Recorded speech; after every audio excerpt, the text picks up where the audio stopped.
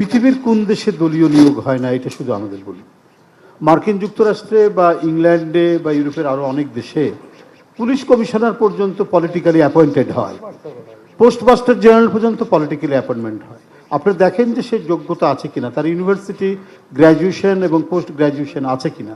এবং আপনাদের আরেকটা জিনিস বলে রাখি, মার্কিন যুক্তরাষ্ট্রে একটা নির্বাচন হলে যদি একটা পার্টির নতুন প্রেসিডেন্ট হন, তাহলে আগের প্রেসিডেন্টের যে চাকরিগুলো ফেডারেল চাকরি 18,000 ফেডারেল চাকরি একসাথে চলে যায়, আবার নতুন 18,000 চাকরি দিতে হয় নতুন দলের নতুন প্রেসিডেন্টকে।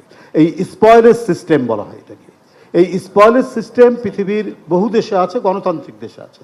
আপনাদের দেখার বিষয় বা গণমাধ্যমের যে বিষয়টি দেখার, যে সে ওই জায়গার জন্য কোয়ালিফাইড কিনা, তার কোনো একটা ভালো বিশ্ববিদ্যালয় বা ভালো শিক্ষা প্রতিষ্ঠান, আলমা মাটার যেটাই বলি না কেন, সেখান থেকে তার মানে ডিগ্রি আছে কিনা, সে কমপক্ষে তার স্ট্রং কমন সেন্স আছে কিনা, এগুলো হচ্ছে বিবেচ্য বিষয়। কিন্তু এবং সে কাজ করার যোগ্য কিনা।